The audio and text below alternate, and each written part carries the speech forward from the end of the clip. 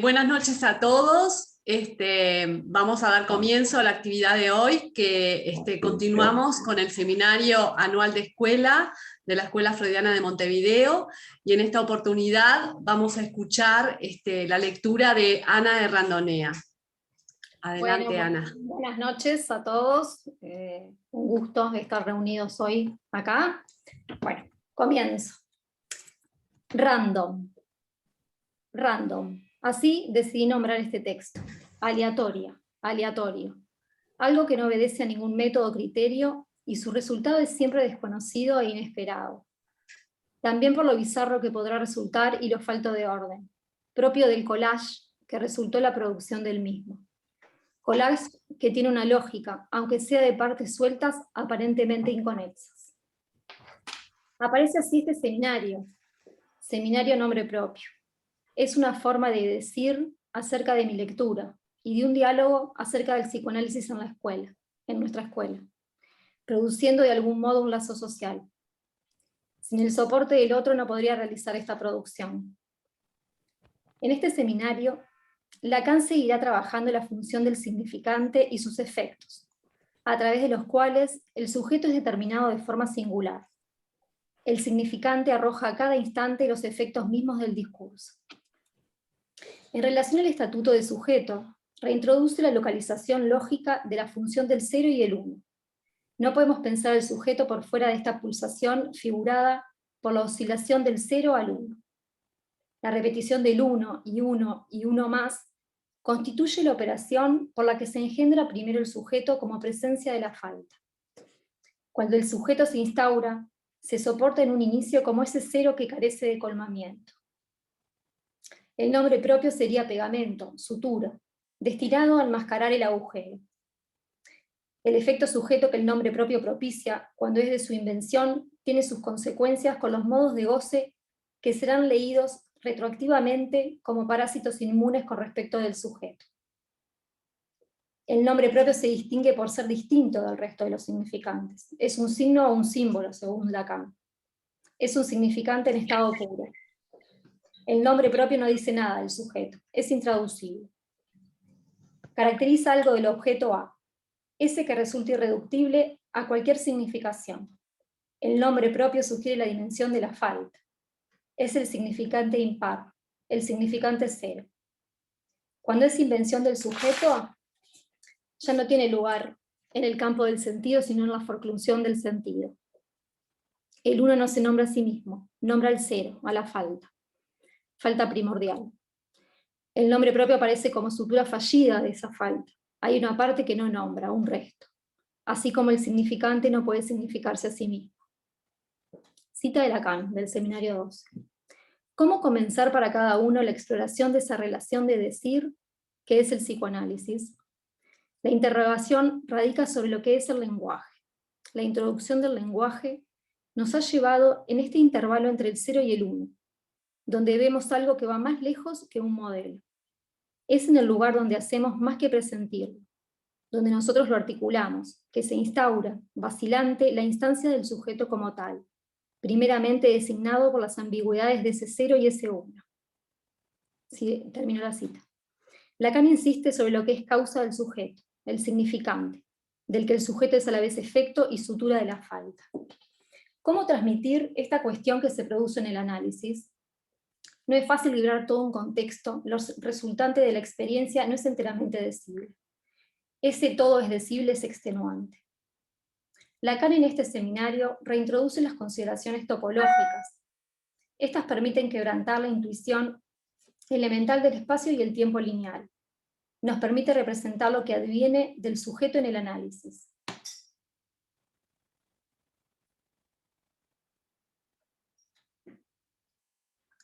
La topología nos permite pensar cómo, a través del lenguaje que se introduce en lo real, se crea una estructura.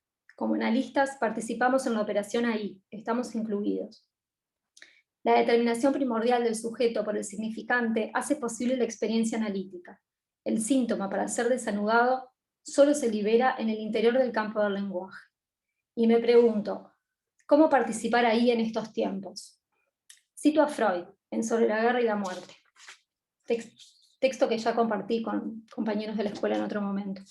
Arrastrados por el torbellino de esta época de guerra, solo unilateralmente informados, a distancia suficiente de las grandes transformaciones que se han cumplido ya o empiezan a cumplirse, y sin atisbo alguno del futuro que se está estructurando, andamos descaminados en la significación que atribuimos a las impresiones que nos agobian y en la valoración de los juicios que formamos. Quiere parecernos como si jamás acontecimiento alguno hubiera destruido tantos preciados bienes comunes a la humanidad, trastornado tantas inteligencias, entre las más claras, y rebajado tan fundamentalmente las cosas más elevadas. Hasta la ciencia misma ha perdido su imparcialidad desapasionada. ¿Qué vigencia las palabras de Freud en estos tiempos de pandemia? Tiempos en donde lo conocido desaparece, lo familiar se vuelve desconocido. Un real nos invade, un real inasimilable, inadmisible. No alcanzan las palabras para nombrarlo, nuestra realidad ya no es la misma. ¿Cómo adaptarse a este nuevo escenario? El espacio del consultorio cambia, aparece el reclamo de la presencialidad, espacio en donde la presencia acota otros goces, espacio en donde el encuentro con el otro parecería hacerse tangible. El mundo parece detenerse por momentos, en donde la novela familiar reproducida y puesta a juego con los pares, profesores, etc., con los niños en los niños y en los adolescentes, parece detenerse. Las angustias, ansiedades, preocupaciones que hasta ahora parecían ser una prioridad, toman otra relevancia, y el quedarse en casa reenvía la novela familiar otra vez, novela familiar que se reproduce nuevamente desde lo endogámico. Salir ya no es una opción, opción que complica. Lo siniestro aparece, eso que debería haber quedado oculto se manifiesta. Lo familiar, confortable, hogareño, se torna extraño, inquietante, horroroso, inquietante extrañeza. Aparece la angustia. Esta alerta al sujeto de un peligro en el que puede caer preso, ser objeto de un goce enemigo de la vida. Goce, montante libidinal, que puede conducir al sujeto a lo mejor o a lo peor. La señal de angustia se ubica entre estas dos fronteras. Alerta al sujeto sobre el gozo incestuoso, promoviendo un corte que permitirá al sujeto ir al encuentro de su propio deseo. La angustia aparecerá como corte indispensable para que el significante haga su surco en lo real, pero cuando la fisura da lugar a una insoportable irrupción, aparece lo siniestro. Una paciente relata: salí de trabajar y empecé a caminar para volverme a casa, y de pronto no sabía dónde estaba. Miré a mi alrededor y no reconocía nada, hasta mi imagen en una ventana. Pensé que era otra persona. Fue horrible. Cuenta de su trabajo. La gente entra hablando y se muere. Es muy triste, nunca vi algo así. Todo el tiempo se muere gente en el CTI, pero esto es diferente.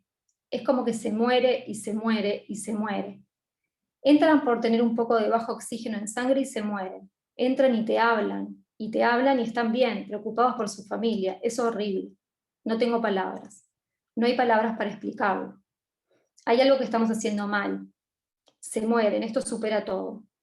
Llego a casa y no quiero estudiar, no me importa nada. Todo queda en otro plano. Ver tanta gente morirse hace que uno quiera entrar. Ya superas el miedo, querés ayudar. Ya está, esa es la prioridad. Estoy angustiada. Se mueren porque no le estamos encontrando la vuelta. Hasta acá el relato de la paciente. Este real nos enfrenta a nosotros mismos y al mismo tiempo a los demás. Lo persecutorio aparece hasta que nosotros nos tornamos los demás. El marco se pierde. Cita Lacan. Solo conozco un origen de la fraternidad, quiero decir la humana. De nuevo, el humus. Es la segregación en la sociedad. Todo lo que existe se basa en la segregación. Y la fraternidad es lo primero. Incluso no hay fraternidad que pueda concebirse si no es por estar separados juntos, separados del resto. Pensar en relación a la segregación se vuelve necesario en tiempos en donde la tensión excluye. El acto de segregar, ¿qué supondría? Un odio al goce del gran otro, y con el semejante, la segregación posibilita el intervalo a lo gregario, da existencia, constituye lo social y habilita lo exogámico, aunque eso implique odio, tensión e inclusive muerte.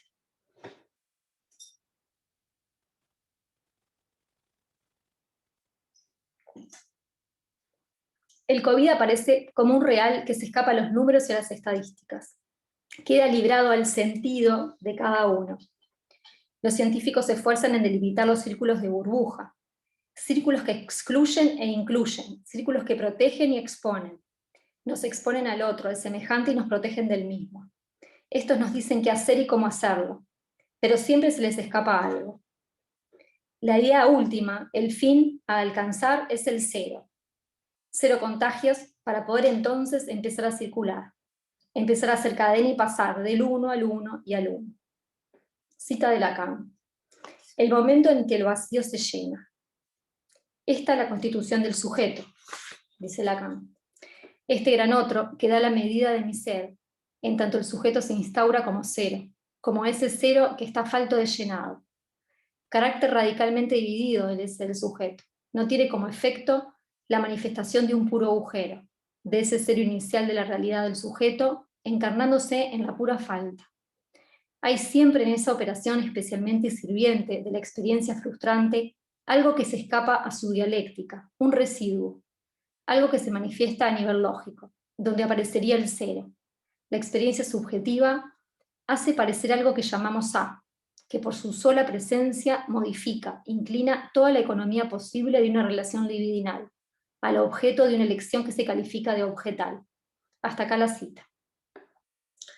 La ciencia intenta tapar, hacer creer que la falta no existe, no hay rastro, no hay sujeto. La universalización del sujeto por parte de la ciencia escamotea al mismo. Lo cual en este momento colapsó, explotó. La ciencia no pudo con lo real del virus y mostró su agujero. Este agujero produjo un encuentro con un no saber. El gran otro de la ciencia no pudo dar garantías. Lacan, en relación a la falta y a la imposibilidad de controlar todo, introduce lo real como inaccesible, fortuito. Lacan repiensa la pulsión de muerte freudiana guiada por la relación que guarda la falta del sujeto con la muerte. Introduce en este seminario el silogismo «todos los hombres son mortales». Sócrates es mortal porque todos los hombres lo son. La universalidad en juego en este silogismo enmascara lo singular del sujeto. En estos tiempos parecería que la única forma de morir es con COVID, solo, aislado. También acá se escamotea que hay diferentes formas de morir y del sujeto caer bajo el golpe del ser mortal. Aparece en nuestro decir cotidiano un nuevo significante, burbuja.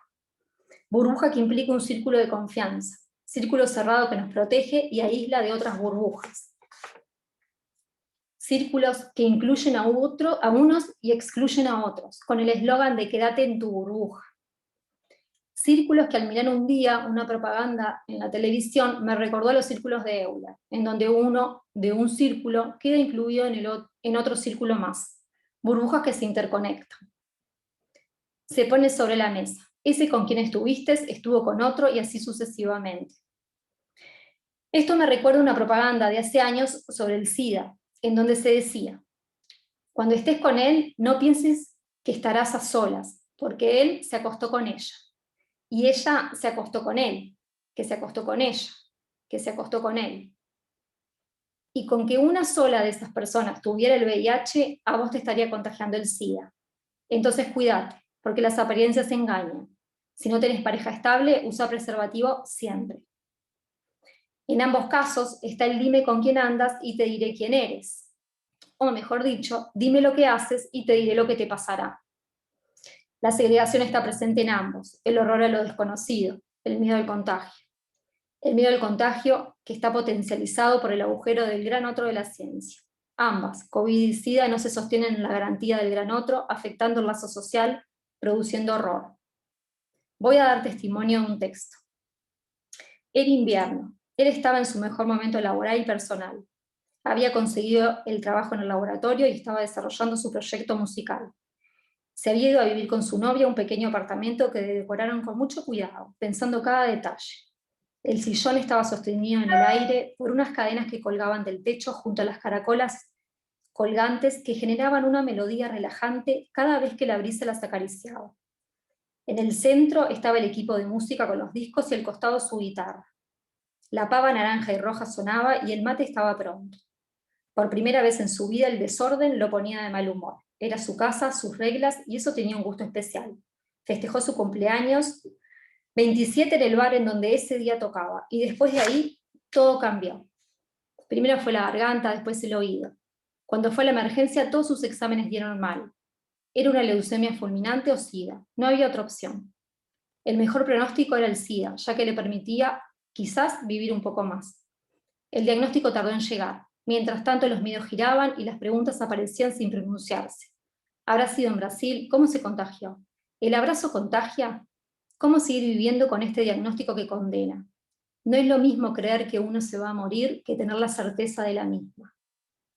Los días en el hospital fueron interminables y fugaces al mismo tiempo. En esos momentos el tiempo y el espacio parecían perder sus coordenadas. Todo pasa muy lento o demasiado rápido y uno no puede ni registrar lo que pasa. Sus preguntas también comenzaron a aparecer. ¿Cómo te sentís con esto? ¿Sabés lo que me puede pasar? Preguntas que uno no quería escuchar porque no quería que fueran verdad. Como si el silencio hiciera que la brisa se la llevara y sonara esa melodía tan linda de las caracolas de su living. Su cuerpo comenzó a dejar de ser su cuerpo, su pecho se fue encorvando y su piel se pegó cada vez más a sus huesos. Pero él quería escuchar música, quería hablar. Todos los días preguntaba por su novia, pero ella no podía venir o no quería. Le decía que estaba estudiando para la maestría. Su diagnóstico ya había llegado, era cero positivo. Él igual se imaginaba formando una familia. Incluso había averiguado y sabía qué se podía hacer para que los bebés no se contagiaran al nacer. Seguía proyectándose.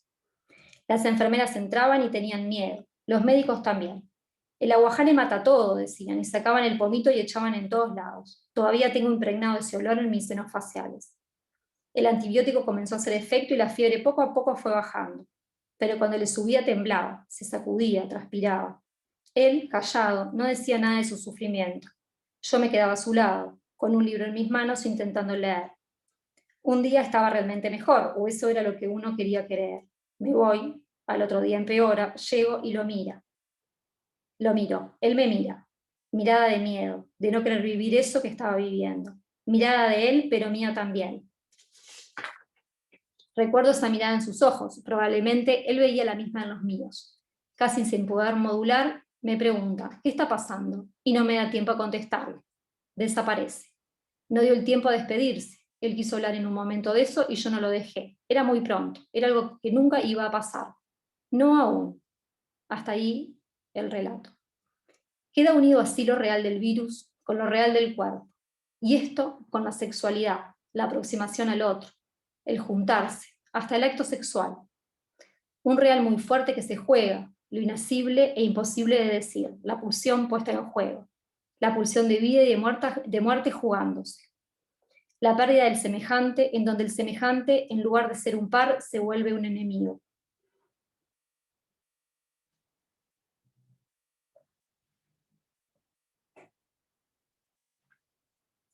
Uno no deja que se acerque, que te toque.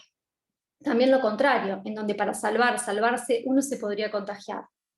El SIDA toca las drogas, la sexualidad, la pandemia, el contacto con el otro. En ambas, la transgresión, las fiestas, lo clandestino se ponen nuevamente a girar. ¿Qué pasa con ese encuentro con el otro? En donde no se pueden tocar, compartir, besar, abrazar. La transgresión queda del lado del contagio, la enfermedad o posible muerte. ¿Qué pasa cuando el encuentro con el otro, en lo próximo, en lo más íntimo, puede ser mortal, para uno o para los que uno quiere? La proximidad de la muerte de ambos y a un real terrible, en donde el no existir más está presente. Es muy difícil hablar de esto, no hay palabras. Lo real no tiene palabras, no tiene representación. Se engancha a lo imaginario y simbólico como puede, pero para generar otra cosa, síntoma, angustia. Pero cuando aparece en esta cuestión tan cruda, es difícil bordearlo. Freud, en medio de la devastación de la posguerra, introduce en el texto más allá del principio de placer el término pulsión de muerte. Trata de dar cuenta de por qué el ser humano rodea una y otra vez lo irrepresentable, lo imposible de decir. Introduce la repetición. Freud y Lacan son la antítesis de la psicología del desarrollo o de bienestar. Si existiera esa tendencia al progreso, la humanidad no estaría como está después de miles de años de historia. La vida no tiene un sentido, y como no lo tiene, cada ser humano lo busca más allá de su vida. Lacan plantea que las personas somos débiles mentales, el malestar del sujeto es la cultura, es el lenguaje. Somos débiles porque tenemos pulsión, porque tenemos lenguaje. Nos golpeamos una y otra vez con la misma piedra. Hay una tendencia en esta época de COVID estoica. Lo escuchamos día a día en personas que no se quieren vacunar o cuidar a sí mismos o a los demás, argumentando que hay una ley natural, una razón universal. Dios y razón se identifican dejando en manos de este el destino. Este determinismo hace creer que los sucesos del mundo están preestablecidos y es poco lo que se puede hacer para cambiarlo. Se juzga al otro constantemente por lo que hace o lo que no. Se lo juzga si se vacuna y si no. Se lo juzga si sale o si se encierra. Si usa tapabocas o si no lo usa. Las religiones se proponen de algún modo como solución y antítesis de la pulsión de muerte. La inmortalidad a la que hacen referencia en la reencarnación o en la vida más allá niega la muerte corporal y también la simbólica. Habrá una vida más allá sin dolor, omnipotencia de la que participan los muertos junto a Dios. La muerte, al final de la vida, es el destino. Encontramos acá nuevamente el discurso de la ciencia, Dios intentando una vez más escamotear al sujeto. Sujeto que habla y es hablado, sujeto único. Freud desplaza este límite y lo ubica ya no al final de la vida, sino al origen, como piedra angular de la vida. La vida cambia, ya no es solo preparación para la muerte, sino que la vida es vida solo cuando el hombre va viviendo su muerte y muriendo su vida. Aparece así la pulsión de muerte como motor de la libido. No hay vida posible sin la muerte y sin pérdida. El ello, bajo el influjo de las pulsiones de muerte, calladas, pero poderosas, el silencio de estas pulsiones es un cero absoluto, donde aparece la vida. En ese real primero, el sujeto no es más que un agujero. La topología nuda lo real, el ser viviente aparece como real y como lo que agujerea al real. La muerte encarna lo no posible de ser representado. Para Lacan el inconsciente se manifiesta primero como algo que está a la espera, en el círculo, diría yo, de lo nacido, de lo no nacido. Eso es una cita. La sexualidad se instaura en el sujeto por vía de la falta. El ser humano, por reproducirse, por vía sexuada, está sometido a la muerte individual. La falta introduce el registro de la muerte y al mismo tiempo el de la lengua. Sin falta no hay palabra. La muerte queda introducida al nombrar, la muerte queda introducida al nombrar. La sede de la pulsión de muerte es el lenguaje. De no hacer intervenir más que significantes es la entrada de lo que Freud ha introducido como pulsión de muerte. Así como el niño demanda, comandado por la pulsión invocante, invocando al otro para ser atendido, para humanizarse con el deseo, para sobrevivir, pide, necesita palabras. Para no morir, invocamos al otro. La pulsión de muerte hará aparecer la insistencia significante. Sobre esto se desplegará lo que llamaremos la posición analítica. Si planteamos el objeto A. Muchos mueren demasiado tarde y algunos mueren demasiado pronto. Todavía suena extraña esta doctrina. Muere a tiempo, morir a tiempo, eso es lo que Zaratustra enseña. En verdad, quien no vive nunca a tiempo, ¿cómo va a morir a tiempo? Nietzsche, así habló Zaratustra. Y bueno, por acá doy terminado el seminario de hoy.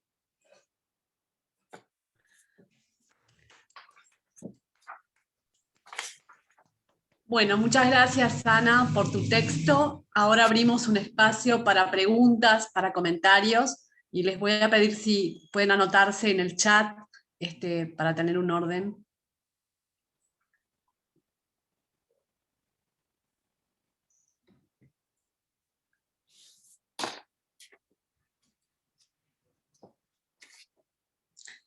Andrés pidió la palabra.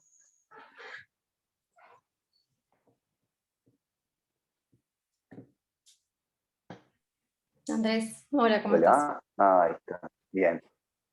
Bueno, bueno, agradecerte. Bien, vos. Agradecerte, primero agradecerte tu presentación, me parece que estuvo bueno este random, la verdad que estuvo bueno este random o este collage. Habría como un montón de cosas para comentar habría un montón de cosas para comentar sobre todo lo que trabajaste, la pulsión de muerte. Sin embargo, me quedé un poco enganchado en las observaciones que planteabas al principio, ¿no? Y en lo que planteabas en esta cuestión de quedarte en casa, y lo relacionaba con el nombre propio, ¿no? En el sentido de qué es lo que, digamos, que además en referencia a una clínica que compartimos nosotros, ¿no? Que es una clínica con niños, de la cual además hemos conversado en varias instancias de trabajo, y pensaba un poco qué pasa con esos niños que están siendo solamente nombrados por su madre, por su padre y por sus hermanos, que no los nombra la maestra, que no los nombra el amigo, que no los nombra, no sé, un tío, un abuelo, ¿no? Entonces, lo pensaba, digamos, como en relación a esto que vos traías, digamos, ¿no? De cómo el goce incestuoso, digamos, se vuelve más complejo y la posibilidad de construir otras significaciones acerca del nombre propio se ve obstaculizada, ¿no? O sea, me hace acordar, digamos, esa expresión de Freud de la estasis libidinal, ¿no? O sea, hay algo ahí de lo libidinal, digamos, ¿no? En estos tiempos de pandemia que deja de circular, ¿no? Y me parece, digamos, digamos, que en esta cuestión del nombre queda como muy gráfico, muy representado, ¿no? Y también lo pensaba en relación a los adolescentes, ¿no? Donde ahí sí, digamos, ya no es solamente, digamos, las significaciones que puede evocar, que me nombre solo mi madre, mi padre, y que no hayan otros que me nombren, sino que en la adolescencia, digamos, o sea, me parece a mí, por lo menos, o sea, sin pensar en un síntoma, ni mucho menos, hay algo de la construcción del nombre, ¿no? De poder construir en relación al nombre propio otros significados posibles en el espacio de lo público, justamente, ¿no? O sea, en el espacio de lo público, de vuelta, ¿no? En el liceo, con los amigos, que sé cuándo. Y bueno, y eso digamos, queda frenado, ¿no? Queda detenido, queda fijado. Entonces, bueno, nada, me hacía, digamos, pensaba en eso a partir de esas observaciones que traías al principio acerca de la cuestión del nombre, del no salir, porque me parece, digamos, que ahí también hay algo de la pulsión de muerte, ¿no? Porque también me parece a mí, por lo menos, ¿no? Que uno de los efectos que produce esto de quedarte en casa, y que también en la clínica con niños a veces uno lo puede ver, es que como que todos los días se parecen. Es como que estamos viviendo siempre el mismo día, digamos, ¿no? Porque bueno, en la medida que no hay circulación, no hay escuela, no sé qué, como que hay pocos acontecimientos, digamos, ¿no? Más que una serie de conflictos repetidos muchas veces, ¿no? Este, entonces, digamos, ¿no? O sea, creo que una de las cosas, digamos, ¿no? Que trae como esto de la pandemia, y ahí cierro el comentario, es que, bueno, que la pulsión de muerte se hace más densa, ¿no? Se hace más pesada. No sé, pensaba, digamos, reflexionaba en eso a partir de lo que traía. Pidió la palabra Celia, no sé si le contestás, Ana, a Andrés o le das la palabra a Celia. En realidad, en relación a lo que traes, Andrés, sí, comparto contigo en un montón de aspectos lo que traes, lo hemos conversado. También, por suerte, los niños y los adolescentes tienen unos recursos fantásticos y encuentran el modo, ¿no? De igual poder ser nombrados por otros y construir lazo con otros, así sea a través de, ¿no? Los juegos virtuales, Play, Zoom, etcétera, y han podido algunos generar otras cosas, ¿no? O hacerse nombrar por otros de otra forma. Sí, es verdad que queda súper en lo endogámico y con esto mismo que nos está pasando a nosotros, que es hacer esto así, ¿no? Que si bien permite trabajar y permite un montón de cosas, se pierden un montón de otras. Sobre todo, que creo que es como la que a mí al menos me hace pensar más en el trabajo con niños y adolescentes, es la puesta en juego del cuerpo, ¿no? En el lugar, en el espacio con el otro, en el lazo social. Creo que es algo que nosotros como analistas nos tiene que ocupar, ¿no? ¿Qué consecuencias va a tener esto en relación al lazo social? Porque, porque bueno, ya van un año y medio, ¿no? Para nosotros que tenemos 20 y pico, bueno, un año y medio no es nada, pero para un niño que tiene 10, 8, 9, es mucho tiempo, es mucho tiempo. Qué suerte que tenemos 20 y pico, Ana, ¿eh? Claro, obvio. No sé, yo hablo por mí, yo no hablo por los demás, yo hablo por mí. Celia. Bueno, Ana, en primer lugar, muchísimas gracias por tu random. En verdad me conmovió mucho, sobre todo ciertos pasajes. No podemos negar que estamos en la polis y venimos del día de ayer, muy conmovedor.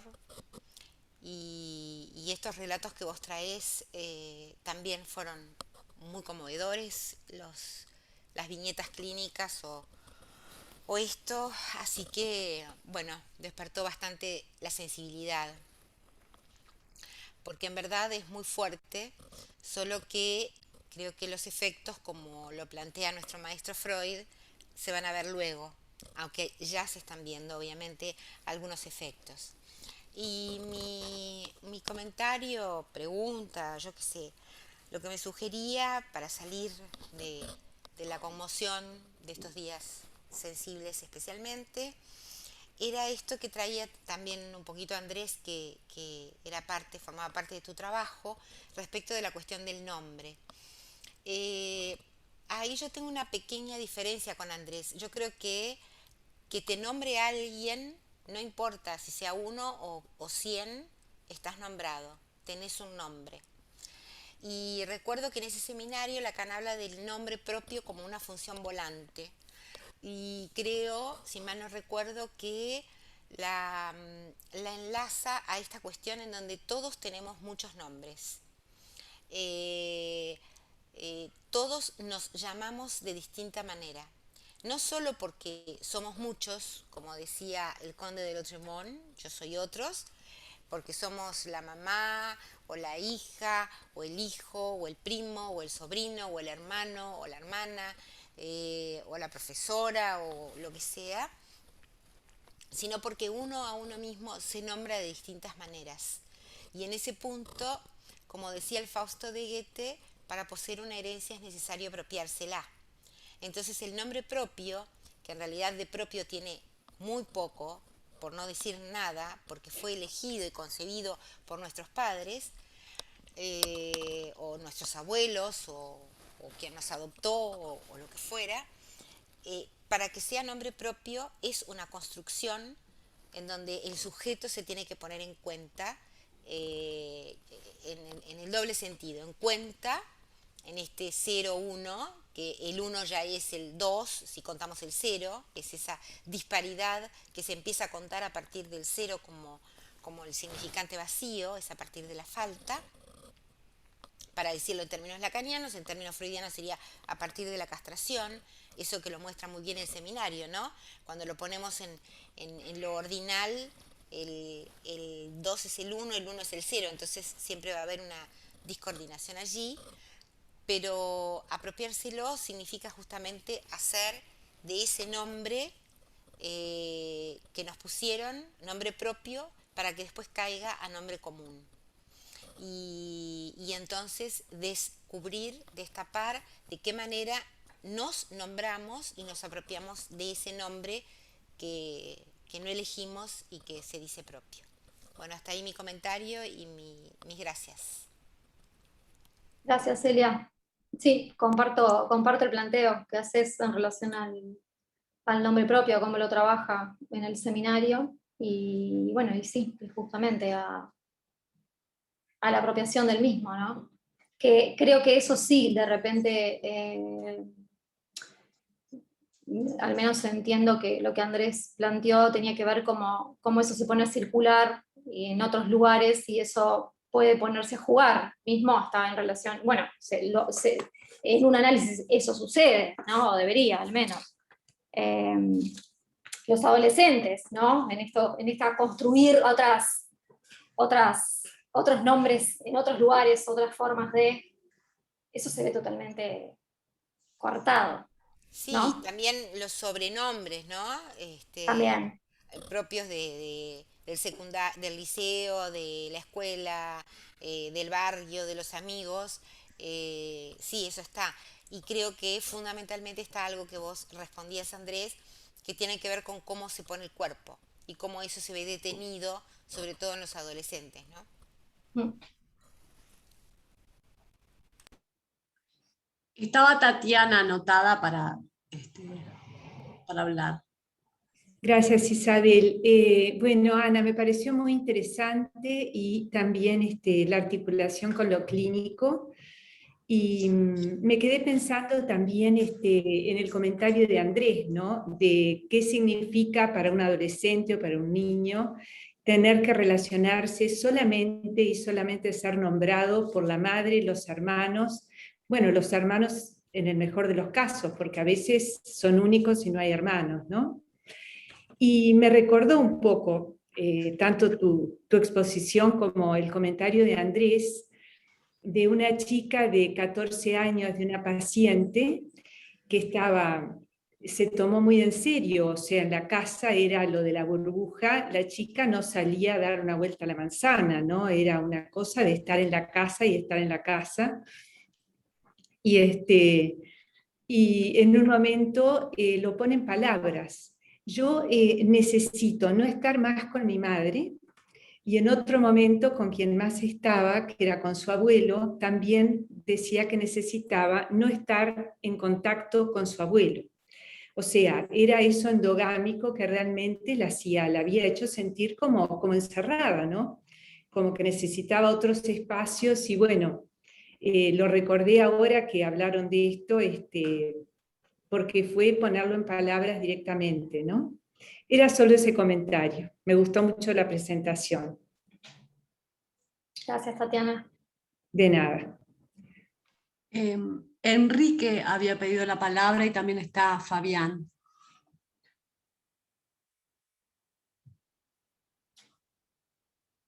Reiniciar audio. Bueno, buenas noches. Ana, gracias por tu trabajo.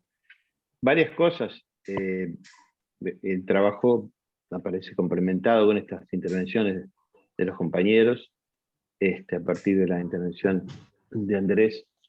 Y pensaba varias cosas. Primero, el hecho de que tomás esta cuestión del concepto nombre propio, que Lacan toma en este seminario 12, como uno, podríamos decir, uno de los problemas cruciales en este seminario es la cuestión del nombre propio, ¿no? Y recordaba que lo singular justamente del nombre propio es que justamente es propio. Y Lacan en ese seminario, justamente, me gustó ese título que ponías a tu intervención, porque Lacan justamente en ese seminario plantea justamente No se te escucha, Enrique. el término collage, No se te escucha. referirse al nombre propio. Se corta. Se corta, Enrique. Tenés como una interferencia.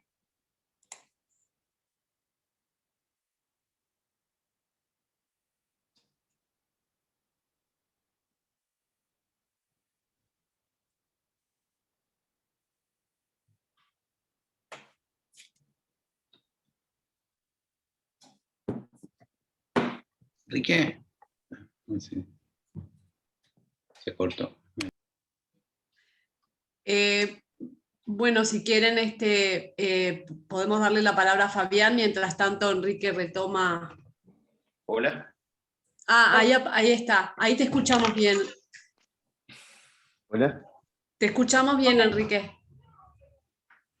Bien, qué lástima. No, bueno, no sé dónde me quedé, discúlpenme. Bueno, decilo de nuevo, ordenalo de nuevo y te escuchamos. Lo complicado, Bueno, dijiste que no lo sé, complicado del nombre propio era lo propio. Lo primero que dije. Veo acá, ¿me siguen escuchando? ¿Sí? Sí. Está ok, porque me decía conexión en internet inestable. Bueno, no, me parece interesante esta cuestión que justamente lo singular que Lacan toma en este seminario como uno de los problemas cruciales es la cuestión del nombre propio, y que lo singular del nombre propio es justamente que sea propio. Y que justamente en este seminario, decía Ana, que vos tomabas en tu exposición el término collage, el término que usa Lacan en este seminario para referirse justamente al nombre propio, y que también lo utilizan. Entonces, me parecía interesante esta articulación que hacías en cuanto a la pandemia, y en relación a lo que planteaba Andrés, que justamente si el nombre propio tiene una función, es la función de alguna manera de sutura, de alguna manera, para el sujeto a partir de el nombre que le fue dado, ¿no? El nombre que le dieron sus progenitores. Es decir, que eso cumple la función de sutura como respuesta a esa cuestión. Pero, por otro lado, si sin el nombre o el apellido que recibe del otro con mayúscula, ¿no? Que tiene que ver con la nominación, nunca el sujeto podría, en un análisis, ser el autor de la invención de su propio nombre, porque esa es la idea, que a partir de un análisis el sujeto pueda, de alguna manera, desprenderse de ese estatuto mortal, mortífero, que tiene la nominación, esa que produce la primera dupla significante, ¿no? Que tiene que ver con la cuestión respecto al padre, a los nombres o al nombre que le dan.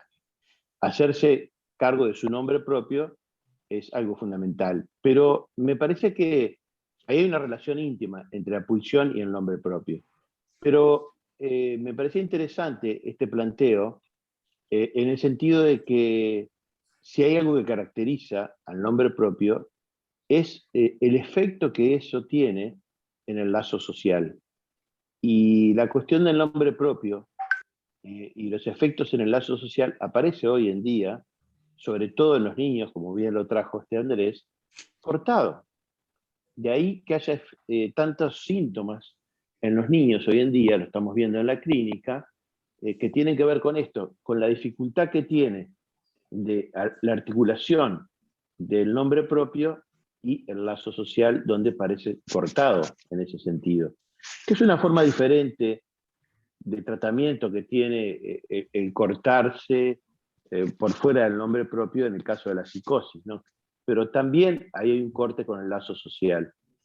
Y me parece interesante esta articulación que hacía Ana, porque me parece que pone en juego esta cuestión del nombre propio, otorgado por los padres, con la función de sutura que tiene, y también la cuestión del nombre propio ese que adviene a partir de un análisis, cosa que había perdido también, por ejemplo, si pensamos en el nombre de los lobos, fue en su segundo o tercer análisis que pudo hacerse cargo de su nombre propio, ¿no? Su nombre propio. Y bueno, y en este caso, digamos, la dificultad en el lazo social, ¿no? Por eso es uno de los problemas cruciales para el psicoanálisis, para Lacan, y tiene una gran actualidad. Gracias, Ana. Gracias, Enrique. Estaba anotado Fabián y luego Octavio. Buenas noches. Bueno, Ana, quería agradecerte el trabajo primero y quería después acercarte una pregunta. Pero antes de hacerte la pregunta, quería como situarla primero para que no quede tan descolgada. Bueno, de alguna manera trabajás algo que me interpeló de lo que dijiste, ¿no? Esto que dijiste al principio, de cómo participar como analistas hoy, ¿no? En tiempos de pandemia. Y eso es una buena pregunta que te haces y que nos invitas a hacernos, y la tomo como tal. Por otro lado, después traes esto de la ciencia como tapa, ¿no? Algo que también que se trabaja bastante en la ciencia de la verdad, el texto de Lacan, en escritos, donde de alguna manera la ciencia, bueno, como forcluyendo al sujeto y el psicoanálisis reintroduciéndolo al sujeto, como ese juego entre el psicoanálisis y la ciencia. Y me parecía que lo random, que vos señalás al principio, yo pensaba, bueno, pero ¿qué es esto random que nos está invitando a pensar? ¿Dónde está esto aleatorio? Y yo al menos lo encuentro en lo que yo pude escuchar y leer de lo que vos dijiste, en esto de que justamente de cuando el psicoanálisis reintroduce al sujeto, ahí está de alguna manera lo random, porque el sujeto va a aparecer seguramente que no en esa burbuja, digamos, donde lo espera la ciencia, seguramente que va a aparecer en otro lado. Y creo que eso es un poco el trabajo nuestro, el del psicoanálisis, darle ese lugar. Pero bueno, la pregunta entonces es esta. Si pensás que hay algo particular u original en la manera de participar, de practicar el análisis en este contexto. No sé si se entendió la pregunta, Ana. Bueno, es una pregunta que creo que nos la venimos haciendo desde hace tiempo, ¿no? A ver, uno escucha y escucha el sujeto, y escucha el sujeto del inconsciente, y el trabajo nuestro creo que sigue siendo, entre comillas, el mismo, por decirlo de alguna forma. Lo que pasa es que las presentaciones son diferentes, lo que sucede a veces es diferente, ¿no? Por ejemplo, no sé si a ustedes les ha pasado, pero por ejemplo, hay muchas crisis de angustia, los llamados ataques de pánico, ¿no? En donde la situación de pandemia, la enfermedad, el tener a alguien en una situación determinada, qué sé yo, hace que se precipite o se manifieste de otro modo, ¿no? No quiero decir que eso no estuviera antes, pero de repente aparece de otra forma, ¿no? Y uno de repente es otra no sé si llamarle posición, pero sí, de repente interviene desde otro lugar. No digo que no lo haría también en otro momento, que no fuera en pandemia, pero de repente eso es como más en lo cotidiano se ve, ¿se entiende? A ver, puedo hablar en mi caso en particular, de repente en relación a estrategias de cómo seguir trabajando con algunos pacientes, ¿no? Que, por ejemplo, no era posible trabajar dentro del consultorio, y implicó ir al muelle, ir hasta el muelle y tener la sesión en el muelle, sentados charlando, o caminar, dar una vuelta a la manzana, ¿se entiende? Digo, tal vez estoy hablando más del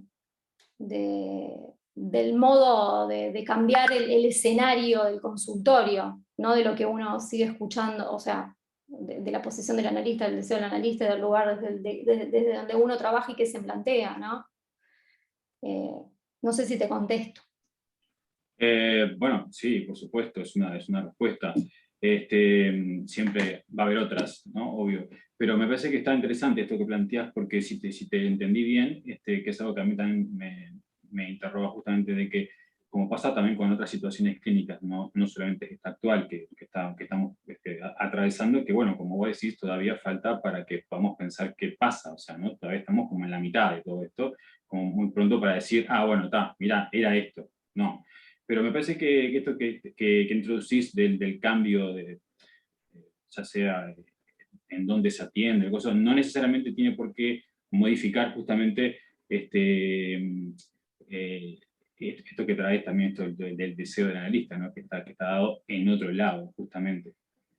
Porque justamente creo que el punto importante es esto, ¿no? Que cómo se sostiene el análisis es en otro lado, no es con el paciente. Entonces ahí también hay una articulación que estaría bueno también como poderla como plantear, que es un poco lo que con la ciencia justamente se intenta como desarticular, que la ciencia trae un sujeto ya como prefigurado, preformado, y justamente el psicoanálisis trae que ahí hay una diferencia a leer, a escuchar y a producir.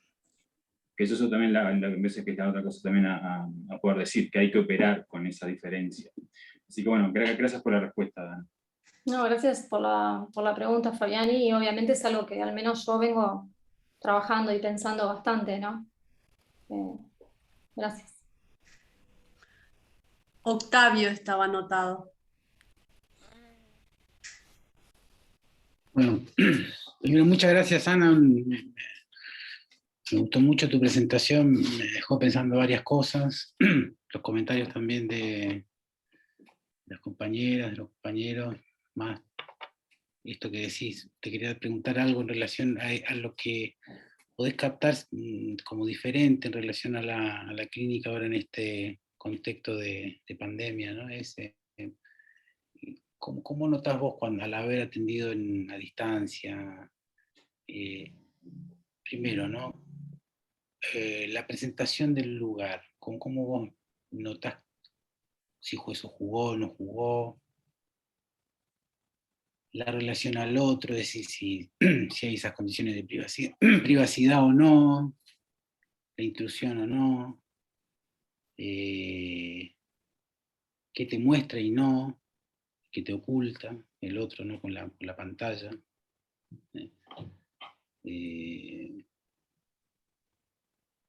Cómo se juega para vos, o sea, la mirada ahí, la voz, en eso que cambia el escenario, ¿no? Quería hacer esa pregunta, ¿no? Porque me hacía acordar a esto que haces alusión también en relación a trabajar en otros escenarios, también en relación a trabajar a distancia, por videollamadas, por Zoom, no sé, con gente de distintas edades. Es una cosa que decía Ferenczi, que el análisis de niños sobre todo, él lo llamaba así, se producía como un fenómeno, casi como de un juguete, ¿no? De que el analista se transformaba en un analizador, pero al modo de un juguete, ¿no? No de un dron que vigila todo, sino más bien de un juguete testigo, por decirlo así. Y con esto de meterse la consulta en la casa, ¿no? En algunas situaciones, no sé cómo vos pensás esa situación, te quería preguntar eso. Sí, es bien interesante tu pregunta, porque en realidad creo que sucede, al menos en mi experiencia, sucedió de todo, ¿no? De todo, como creo que sucede con cada paciente que llega, ¿no? Y consulta. Lo que más me llamó la atención cuando empezó la pandemia el año pasado fue que quienes más reclamaron el espacio, la presencialidad, el lugar, el venir, fueron los adolescentes. Los adolescentes eran los que más se resistían a trabajar por videollamada o por cualquier otro método, ¿no? Realmente había como una necesidad de cortar con todo lo que tenía que ver con el orden de lo virtual y de estar en las redes y demás, que el venir y poner el cuerpo acá tenía justamente, como lo pongo ahí, ¿no? Un acote de goces, ¿no? Me imagino que a todos les habrá pasado, ¿no? Está el que atendió y el paciente estaba dentro del lavadero, adentro del auto, en el, qué sé yo, caminando en el parque con el teléfono, a ver, diferentes situaciones. Creo que se juega diferente, o sea, la voz se juega de otra forma, el cuerpo se pone en juego de otra forma. En algunos casos creo que favoreció. Hay pacientes que se pusieron a producir, a trabajar, a soñar, a hacer lapsus, que de repente en la presencialidad estaba como ahí una cuestión medio atrancada, podríamos decirlo. Otros no, otros fue como muy difícil sostener el tratamiento por llamada, ¿no? Vuelvo a decirte, me parece que creo que hay que pensar uno a uno, como la clínica, o sea, es singular. Y por eso planteaba esto que de repente yo introduje, que fue, bueno, hubieron pacientes que más allá de que, bueno, venían igual, y bueno, no podíamos estar encerrados porque de repente, en este caso a lo mejor yo ya estaba teniendo presencial, pero bueno, los padres no querían, ¿no? En algún caso, bueno, perfecto, vamos hasta el muelle, nos sentamos en el muelle, y ahí vemos si se puede pescar algo o no, cuál era la presa, etc. Y bueno, se trabaja igual. Si uno escucha desde un lugar, se trabaja igual, ¿no? Pero creo que sí cambió. Y sí cambió también cuando se volvió a la presencialidad. Ahí hubo otro cambio más, otro movimiento más. El poner el cuerpo fue distinto, la voz también se jugó diferente. No sé si te contesto, Octavio, la pregunta, si venía por ese lado, pero creo que ha sido un desafío grande, ¿no? Uno ya se acostumbró, es como, no somos bicho de costumbre, como se dice, uno se va acostumbrando. Creo que no hay nada que sustituya la presencialidad y el poder atender presencial, creo que eso no entra en tela de juicio, ¿no? También ahora, no sé si a los demás les estará pasando, pero también hay muchos que se resisten a volver a la presencialidad, ¿no? Porque claro, es muy cómodo, y tenés el que va en el auto, ¿viste? Mientras que va a la casa, entonces ya hace el mandado de camino, ¿viste? Y se ponen los auriculares no, buah, ¿no? También empezó a tener otro lugar, y bueno, y eso creo que nos da para trabajar mucho. Al menos a mí me da para trabajar mucho.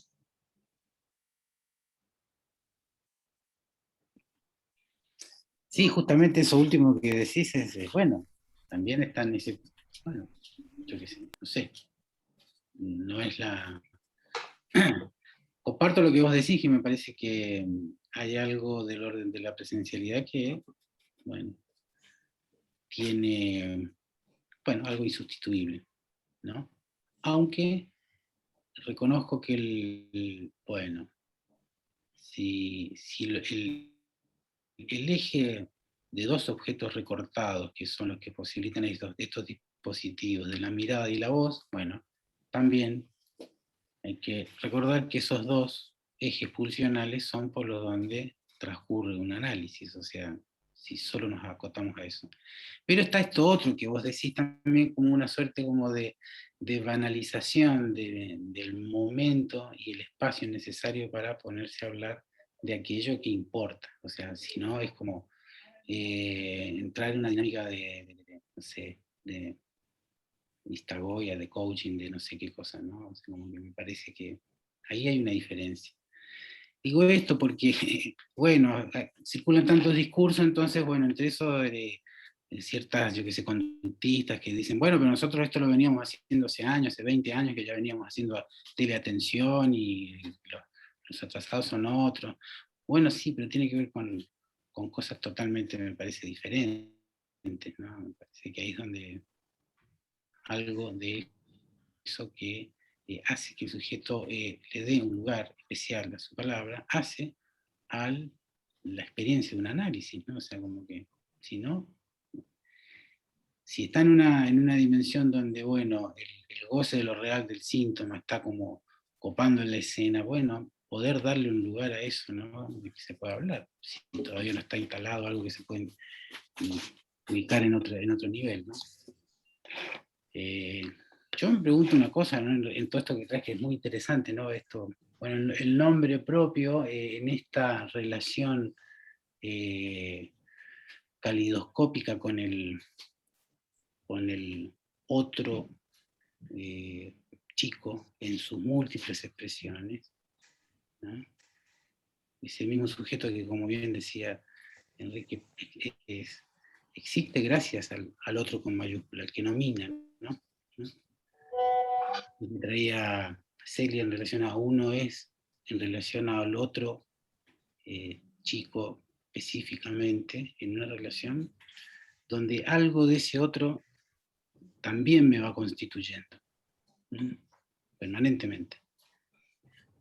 Entonces, bueno, sin duda esto, comparto la inquietud y la preocupación de qué pasa cuando se corta, ¿no?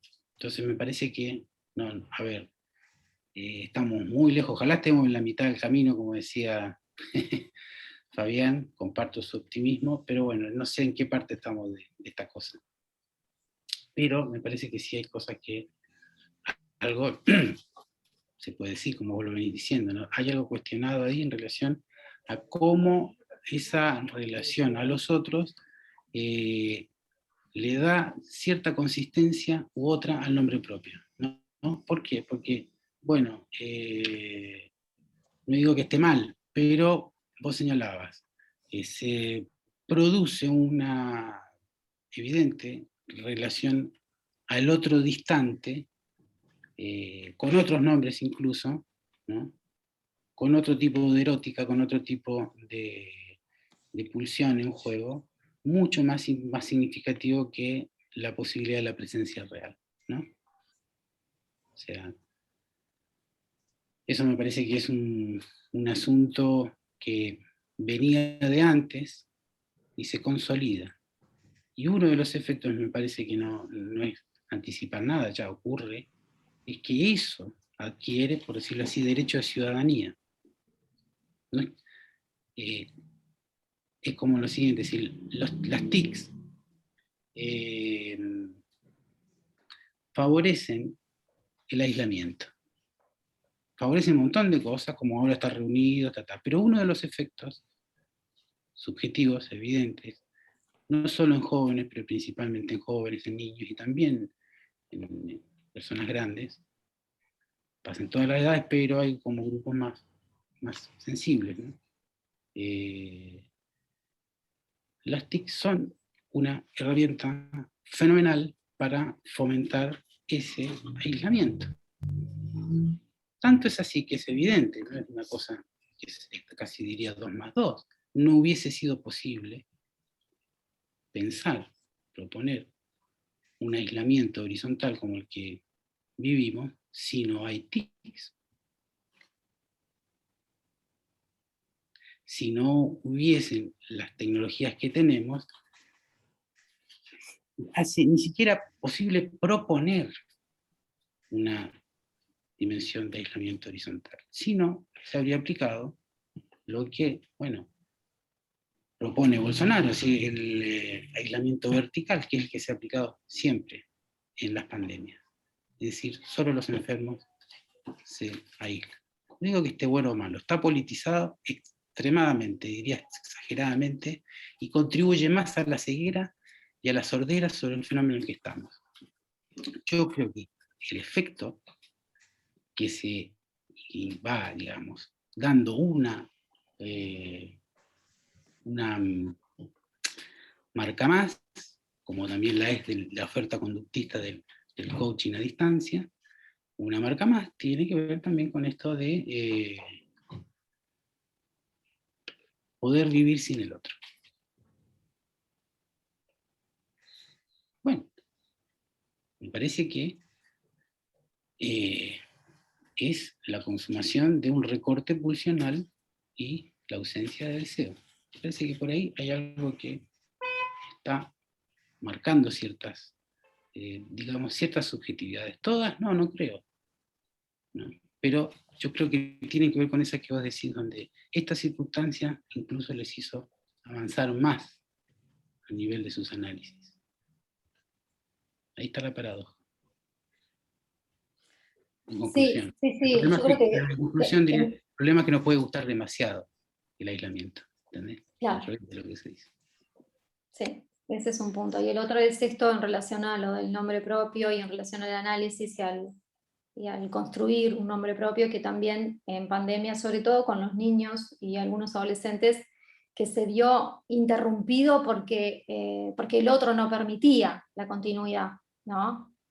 Y eso creo que justamente imposibilitó el poder crear un nuevo sentido, ¿no? Y un sinsentido a ese nombre otorgado ya en los niños, en los adolescentes. Me refiero al nombre propio o me refiero a cualquier otro, ¿no? A cualquier otro que lo determinara desde el lugar del rompepelotas, del inservible, ¿no? Etcétera, etcétera, ¿no? De lo que empiezan a poder deconstruir y a construir en un análisis. Y al menos, será que yo trabajo bastante con niños y con adolescentes, es complicado, porque trabajar por Zoom con un niño por videollamada es difícil. O sea, habrá niños que sí lo pueden hacer, ¿no? Y algunos hasta lo lograron, podría decir, ¿no? Pasaron de que de repente sus sesiones eran jugar, ¿no? Y bueno, y construir desde ahí a poder hablar, poner en palabras, ¿no? Y expresar lo que sentían y lo que les pasaba hablando. Eso estuvo buenísimo, o sea, con muchos niños eso me parece que estuvo buenísimo. Otros no pudieron porque no era el tiempo aún, ¿no? Todavía necesitaban de eso otro, de poder construirlo y decir desde el juego, ¿no? Bueno, no sé. Están anotadas Celia, Magali, Gustavo y Lucía. Bueno, bueno, interesante todo esto que se estaba, por donde se fue, esto que traía Ana. acuerdo que hay una diferencia que nos obliga a repensar el psicoanálisis y a reinventarlo cada vez, como decía Lacan, porque en verdad esto del cambio de escena, de escenario, de atender en un parque, en un muelle, no es ni más ni menos que lo que hizo Freud, que atendía en las escalinatas a Mahler, que atendía en un parque a, a, a Catalina, digamos que podía tener una sesión en un tren. Quiero decir que efectivamente Freud no tenía los prejuicios que luego se armaron respecto de eso. No obstante, creo que efectivamente la presencia en 3D del cuerpo del analista, como en algún momento con otras palabras lo plantea Octavio, es fundamental para el desencadenamiento pulsional. No es lo mismo en 2D, en la llamada telefónica o virtual, en el Zoom, en el meeting, en el Skype, en lo que fuera, no es lo mismo. Pero fundamentalmente creo que sí corremos un riesgo. Y es algo que, no recuerdo si Octavio o Ana o quién lo planteaba, esto de que, bueno, ya que estoy en el auto, camino a casa, ya vengo con los deberes hechos, ya fui al análisis. Y ahí se transforma en un objeto de consumo como, bueno, ya que voy en el auto, ya hago las compras y ya me saco eso de encima. Y creo que eso pierde justamente el armado de la escena. Porque si bien Freud atendía y no tenía ningún prejuicio en salir a caminar con Mahler o con Catalina o con muchos de sus pacientes, y cambiar la escena de lo que tenía que ver con el cuestión, porque también existió aquel famoso analista, Messman, creo que era, que atendió durante 30 años con el mismo traje. Supongo que tendría 30 trajes iguales porque se le gastaría, no sé. Como ese prejuicio, ¿no?, de atender con, digamos, no se le permitía un cambio de look al analista, tenía que estar siempre como igual. Nos obliga justamente a repensar que ese cambio de escena, siempre y cuando con esta condición, sí y solo sí, como condición prescriptiva, es que el sujeto del otro lado, del teléfono, de la compu, de lo que sea, arme también la escena. Si bien no es lo mismo ese desbarranque pulsional que produce el cuerpo del analista, como Lacan lo plantea en el seminario 11, ¿no? Esta cuestión de el encuentro con el cuerpo del analista desencadena todo lo pulsional del sujeto. Y entonces ahí sí me parece que, y lo sé porque lo he escuchado, me lo han dicho, lo he vivido, que, bueno, antes de la sesión alguien prende la compu, se queda un ratito a solas, pero como lo puede hacer también en la sala de espera que tenemos. Ese ratito de espera, que muchas veces uno con bastante fastidio se encuentra con que el sujeto está en la sala de espera, está recibiendo mensajes, pero de los malos mensajes, porque está escribiendo en el celular. Y recuerdo una frase, algo que Isidoro Beck comentaba, que a un paciente, bueno, Isidoro no se caracteriza por tener un buen carácter precisamente, pero que siempre que lo encontraba en la sala de espera estaba mensajeándose, utilizando, viste, aprovechando, whatsappeando. Y entonces le dijo, qué lástima, porque se está perdiendo el mejor de los mensajes mientras espera. ¿Cómo? Se estaba respondiendo, estaba trabajando, está perdiendo el tiempo para no recibir su propio mensaje. Son esos 5 minutos, 10 minutos, 2 minutos que uno necesita como para entrar en esa otra escena y armarla, que da cabida a ese empuje pulsional que se produce en la sesión, que es diferente, ¿no? Pero nos obliga a repensar el estatuto que tiene para el sujeto la sesión, el encuentro, sea por el medio que sea. Hasta ahí. Gracias, Magali. Bueno, Magali estaba ahora.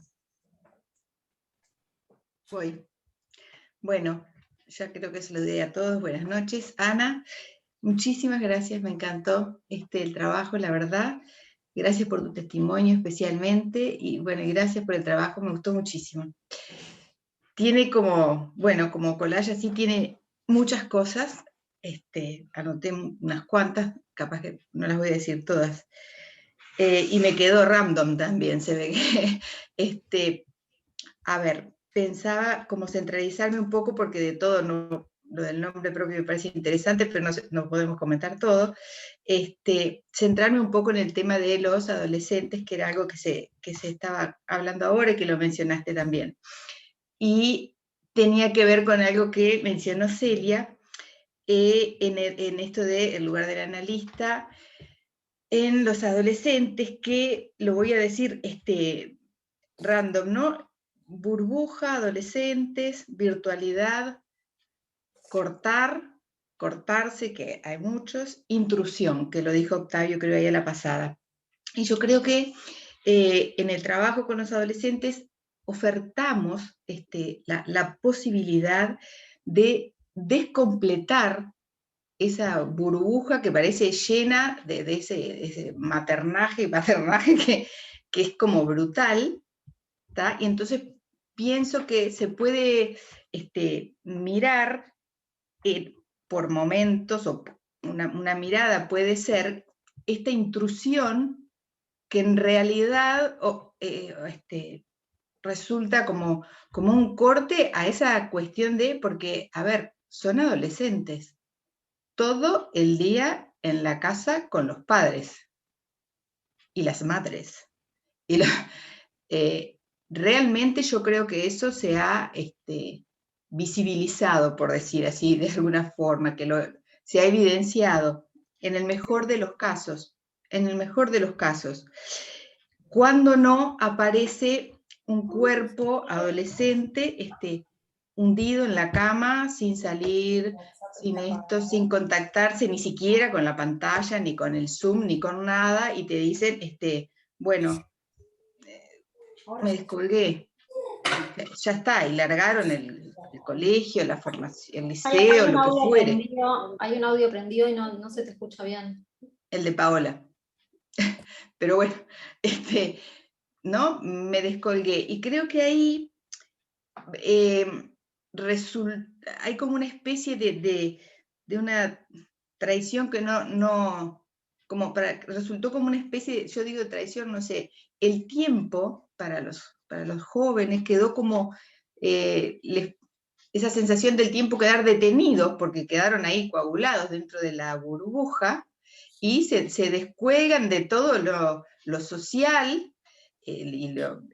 todo esto, y para luego ver que cuando, como decía Ana, tienen que reinsertarse otra vez a la presencialidad, ya pasó el tren. O sea, lo que les parecía no resultó. No fue que todos fueron largando y qué sé yo. Algunos, bueno, como pudieron, en fin, no sé, consultaron, se analizaron, o funcionó distinto y no quedaron descolgados. He visto, por lo menos en mi clínica, infinidad de jóvenes, que si bien hay muchos jóvenes que ahora se cortan o qué sé yo, pero un aumento muy importante. Esto, y creo que tiene que ver con esta cuestión de esta burbuja a punto de explotar, ¿no? Como esta cosa esta sensación de que los días son todos iguales, no recuerdo quién fue que lo dijo, Andrés me parece, esta cosa como de detenido en el tiempo, que creo que ha llevado a situaciones de depresión importante en jóvenes, o por lo menos los ha puesto en riesgo y me parece que ahí cuando Celia dice como el cuerpo, el analista como el tercero que permita el surgir de lo pulsional, ¿no? Que quedó como detenido. Me parece que sí, que sería bien interesante que sigamos produciendo con respecto a esto, porque es si no una brecha, una marca importante, me parece, en algunas etapas de la vida de los sujetos que hemos estado pasando por estos tiempos, pero en estos que son los jóvenes adolescentes, creo que para algunos, bueno, algunas marcas particularísimas van a quedar de todo esto. Pero nada, quería hacer estos comentarios, es muy, muy extenso y rico el trabajo, Ana, así que bueno, nada, gracias. Y yo creo que, no sé, pensándolo entre todos, digo, mismo lo que Lacan trabaja en este seminario en relación al juego, ¿no? Bueno, creo que es un juego diferente a jugar, pero en realidad se planteamos igual, ¿no? Creo que el punto es ese, que estamos planteando y como decía Celia, que la escena se pueda construir, más allá de cuál sea, en dónde sea, por decirlo de alguna forma, ¿no? A ver, es como jugar en la altura, por decir, para los jugadores de fútbol, o ponerle cintura un poco más cuando tenés que, pero la cuestión es que suceda, que se dé la instancia de análisis, y bueno, será como será, pero me parece que va por ahí la cosa, sí, coincido contigo. Estaba Gustavo, luego Lucía y Paula.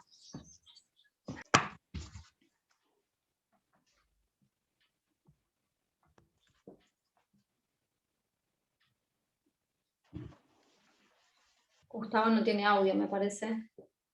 No tenés audio, Gustavo. No te estamos escuchando. Ahora sí, está. Ahora sí. ¿Ahora sí? Sí.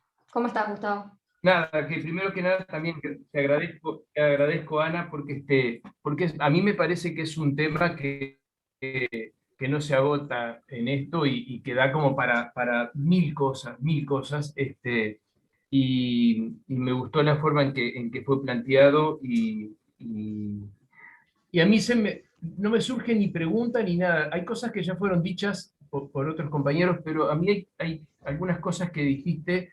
Esta cosa de los virus que se transforman en pandemias y que terminan haciendo como un efecto en el que el otro se transforma en el enemigo y en el peligro, ¿no? Y que tiene esta cosa también de, bueno, este paliativo de pongamos algo que por lo menos se evite, ¿no? En la década del 80, 90, yo lo viví intensamente el tema del VIH-Sida, bueno, ponete condón, entonces el condón es un agujero que se tapa y que al tomar contacto con el otro no lo matás. Ahora ponete el tapaboca, que es otro condón, pero se pone en la cara, no tiene la misma connotación, pero es una forma también de evitar que algo del agujero de tu cuerpo se contacte con el otro y lo enferme y lo mate. Y nos aísla, ¿no? Es un preservativo más, más aceptado, más legal. Y toda esta cosa en donde el otro se ha transformado prácticamente en un peligro para uno, ¿no? Somos peligrosos, pero sobre todo me quedé pensando en el tema de los cuerpos, ¿no? Ya fue dicho por algunos compañeros, el tema del cuerpo físico y la ausencia del cuerpo, y cómo nos empezamos a acostumbrar a ver la realidad como en televisión, a través de una cámara, o como en radio, a través de un parlantecito, y esta cosa del contacto, pero no de la cercanía ni de la distancia social o física, sino del cuerpo. Yo recuerdo que en uno de los primeros encuentros que hubo, que había gente, colegas de otros países, creo que Silvia Amigo fue la que dijo, hay algo de la resonancia de la voz en el consultorio que al no tenerla lo hace diferente. Yo me acuerdo de esa frase.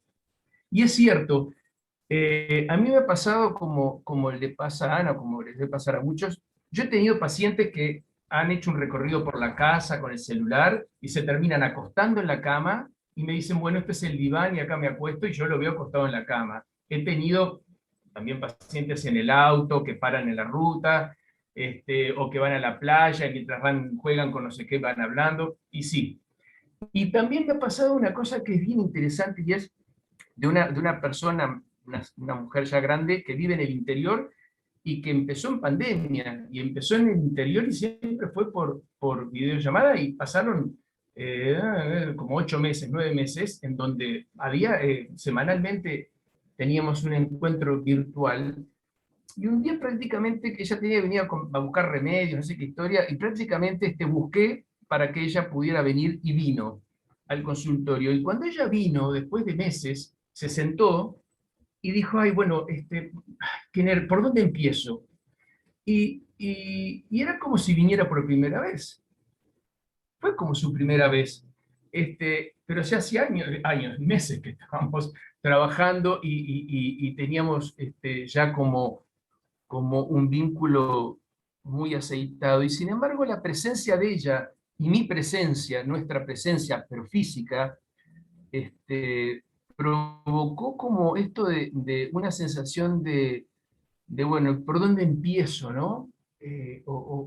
Y como con nervios, porque estaba ante una persona que nunca la había visto de forma, sí, tridimensional, pero sobre todo el cuerpo, la vestimenta, el otro, la voz, el olor, yo qué sé, esas cosas que en lo clínico creo que tiene efectos y que tiene efectos también en todo lo demás. Cómo a veces la distancia física o social te salva de tener que ir a ver determinada gente que en otras circunstancias irías. Y esto sirve también para que se pongan como determinadas pantallas imaginarias y los mantengamos aislados. Yo soy no soy optimista, sí, creo que esto va a tener, ahora no tanto, pero va a tener efectos complicados en lo que tiene que ver con volver a reconstruir el entramado, porque lo que se sigue haciendo de encontrarse y hacer cosas así, de que la gente se junte, tiene un efecto esto de desafío y de clandestinidad ante lo que no se debe hacer, pero no es algo normal. A mí me parece que si algún día se vuelva esto de lo normal, sin tapabocas, y volver a dar un beso, un abrazo, la mano, y poder estar cerca, creo que eso vamos a tener que pensar que va a tener efectos, ¿no? Y en la clínica también, porque por esto, ¿no? Yo creo que hay gente que se acostumbró a no venir, a no ir, a no ser presente, a no tirarse en el diván, y se acostumbró como ay, no llego porque me quedé en el laburo, te lo puedo hacer desde el auto, y realmente lo hacen desde el auto. ¿Funciona, no funciona? Funciona distinto, no sé, funciona igual, pero funciona en el sentido de que sigue, el análisis sigue, pero falta eso, ¿no? A mí me parece que la presencia de lo físico, con todo lo que implica y con todo el lenguaje físico que hay ante el otro, cambia la manera de poder vivir y de poder trabajar en esto que trabajamos nosotros, que es con otro, ¿no? Eso, yo qué sé, lo que dijiste, todo lo que contaste y lo que compartiste, Ana, es muchísimo como para sacar millones de temas, ¿no? Pero a mí se me ocurrió plantearlo desde ahí y bueno, lo dejo por ahí. Gracias. Gracias, Gustavo. Estaba anotada Lucía y luego Paula. Bueno, buenas noches. Bueno, Ana, muy bueno el trabajo, me gustó mucho, me conmovió mucho. Cuando un trabajo se escribe así desde las entrañas, tiene otra cosa distinta, ¿no? Que a veces hay trabajos más teóricos, pero me parece que ponerte en juego de esta manera está buenísimo. A vos, a tu clínica, y bueno, se me ocurrieron también millones de cosas inagotables, es un tema inagotable, porque todos estamos hace 1 año y medio con necesidad de hablar de lo mismo, pero me quedo también pensando en otras cosas que no son lo mismo. También justo Gustavo acaba de decir algunas de las cosas que venía pensando, ¿no? Me gustó esta asociación que hiciste con lo del SIDA, cómo en su tiempo, en su momento, bueno, generó el pánico que generó, y después las cosas se fueron acomodando, ¿no? Y la gente empezó a saber bueno, que si más o menos se comportaba en algunas cosas, no le iba a pasar nada, no se iba a morir, ¿no?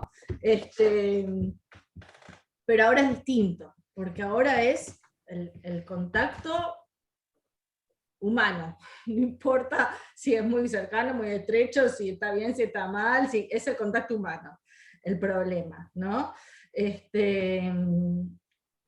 Y bueno, y eso genera otro tipo de efectos, porque bueno, lo que decía Gustavo recién, ¿no? Esto del miedo al otro, al semejante, ese semejante que nos interpela, que es un espejo bueno, que te hace verte o no verte en algunos casos, pero es un otro que está ahí, que te interpela. Y al no estar o al no permitirlo de la misma manera, bueno, quedamos más a merced del gran otro, ¿no? Y eso, bueno, como dijeron varios, es algo que estamos viendo en la clínica, en todos, pero especialmente en niños y adolescentes. Bueno, están los adolescentes que, como vos decías, Ana, todos al principio pensamos que iban a ser los que estaban más ágiles con la tecnología, y no, porque se rebelan, porque quieren que este sea un espacio distinto. Pero bueno, de alguna manera quedan totalmente atrapados en ese gran otro, y también a veces desde la soledad, ¿no? Porque pueden estar todo el día en la casa con mamá y papá, o peor, pueden estar todo el día solos, sin ningún otro, sin ningún otro que interpele ahí. Pero también es cierto lo que vos decís, que los niños y los adolescentes tienen unos recursos fantásticos, ¿no? Y bueno, y muchos niños reclaman su espacio, reclaman sus compañeros, reclaman la escuela, reclaman volver. Esta cuestión de la pantallita ya los tiene recontrapodridos más a ellos que a los maestros, ¿no? Y bueno, bueno, me perdí un poco lo que estaba diciendo, pero nada, esta cuestión que vos asociabas, ¿no? Del COVID y el SIDA, y cómo se pone en juego lo real del cuerpo, los otros, el sexo, la muerte. Bueno, mucho ya fue dicho, pero te quería agradecer, y bueno, me quedo pensando en un montón de cosas. Paula.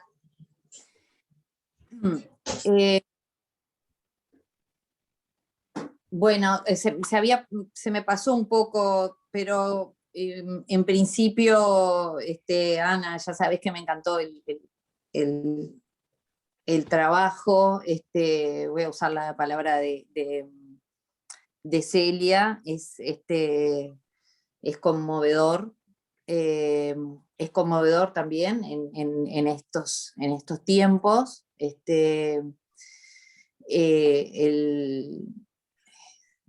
El lazo social siempre tuvo su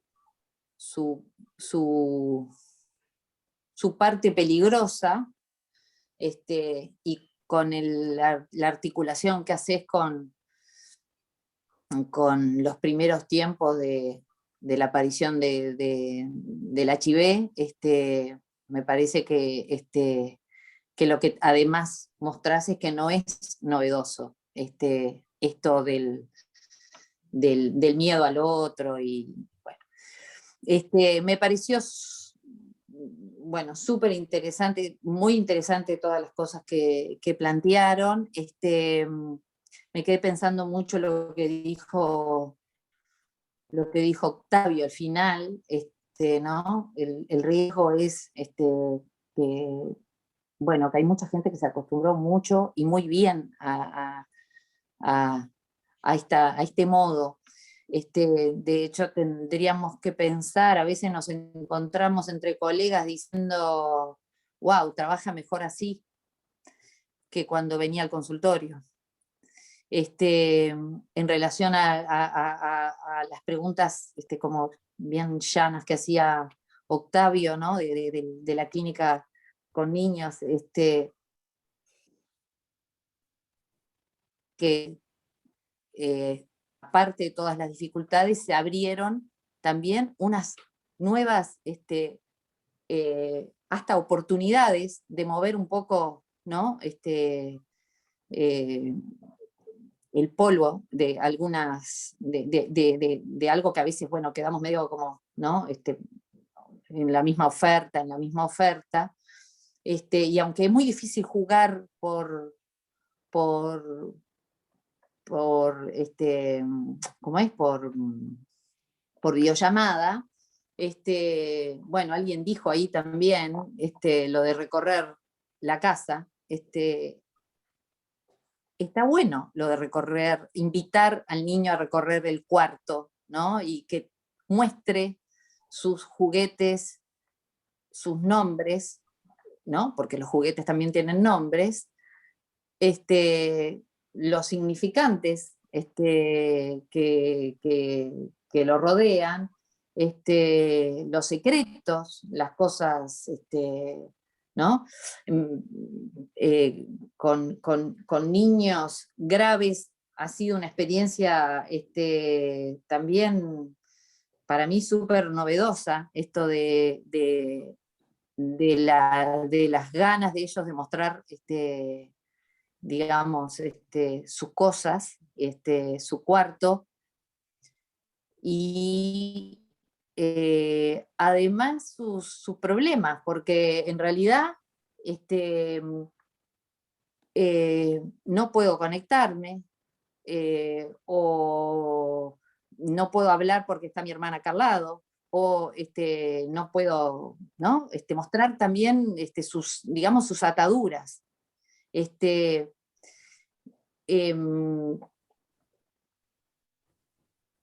A condición, decía Celia, de que la escena se arme en otro lado, y a veces se ha armado.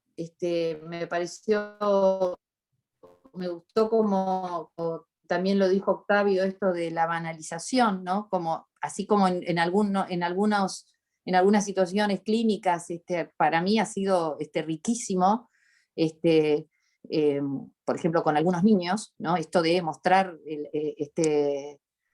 su malestar adentro de la casa, que capaz que lo pudieron decir mucho más que en el consultorio. En otros casos, ¿no? Como ya dijeron varios, se corre el riesgo de que no de que no lo puedan como sostener la videollamada o esta modalidad, sino de que se pueden instalar en eso, ¿no? Lo que también es un riesgo que, ¿no?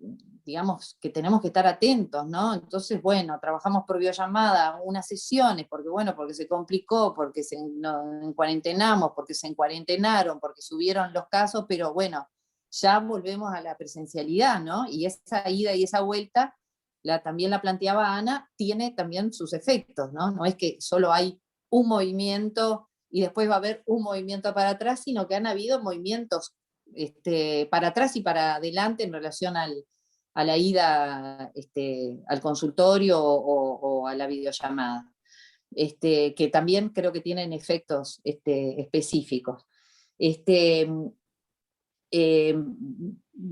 Igual me quedo pensando, como lo nombró Octavio, les decía, en esto de la banalización. También me ha pasado esto bueno, estacionando, estoy tic, tic, tic, tic, ¿no? Uno escucha el pizca, pizca todo el rato, me irrita soberanamente el pica pica, es que estoy estacionando. Bueno, ¿no? El ruidito en la cocina, en el caso de las llamadas, me estoy haciendo unas tostadas, ¿no? Bueno, pero bueno, aprovechemos también esas oportunidades esa diversidad de la cosa, que también nos hace pensar en algunos casos eso, ¿no? Cómo por qué pueden laburar mejor, y bueno, y en los otros casos que no pueden laburar mejor, ya hemos hablado en otros conversatorios, bueno, se sostiene el lazo, se renueva la oferta, se escucha el movimiento en la demanda, yo qué sé. Pero bueno, pero muy interesante, Ana, muchas gracias a vos y a todos los que aportaron hoy cosas muy lindas. Bueno, ¿está alguien más? Sí, está anotada Ana Laura y Enrique. A mí me desapareció el chat. ¿Sí? Sí. No sé si está Ana Laura. Estoy. No sé si me escuchan. Sí. Bueno, buenas noches. Muchísimas gracias, Ana. No llegué al principio, pero me parece que escuché una parte interesante y me dejaste pensando mucho. Me quedé pensando, mi cabeza se iba ya como por barran en esto que tiene que ver con el disciplinamiento, la normatividad, la medicalización, en todo esto que se empezó a utilizar, estas palabras que se empezaron a utilizar al principio de la pandemia y que bueno, que fueron muy fuertes, ¿no? Porque esto, por ejemplo, de colocarse el barbijo, que se lo pone por debajo de la nariz, que se lo pone por encima del mentón, que se lo pone mal, y que ahora todos lo tienen bien, pero los casos siguen aumentando, o sea, siguen habiendo muertes. Y me quedo pensando también en lo que tiene que ver, anoté algunas cosas porque fue como mucho, que si hay algo que sostiene a las personas, a los sujetos, es lo social. Y esto cambia así, como radicalmente, ¿no? No sé si me voy tanto como a lo que tiene que ver con la clínica, sino a algo que vos traés en esto del caso de esta persona que ve la muerte y la muerte y la muerte y la gente llega hablando y con sensación de falta de aire y que en menos de 24 horas se produce anoxia, pierde la memoria, pierde la cabeza y se muere, ¿no? Y de verlo todo el tiempo, todo el tiempo, todo el tiempo, y que todo es COVID, porque es realmente, es todo COVID, ¿no? Entonces, vos traes un poco esto también del malestar de la cultura y como que es el malestar del exceso, lo pienso, ¿no? El exceso de todo. Queda como la naturaleza, el cuerpo y las relaciones. Todo en exceso. Ese malestar. No sé, me fui como por ahí en el pensamiento, ¿no? Me quedan un montón de cosas más, pero no me quiero ocupar todo el espacio a hablar. Bueno, muchas gracias, Ana Laura. Está Enrique ahora y bueno, sería la última intervención porque ya estamos en hora, ¿verdad? Bueno, entendí. Tengo que ser muy breve. Sí.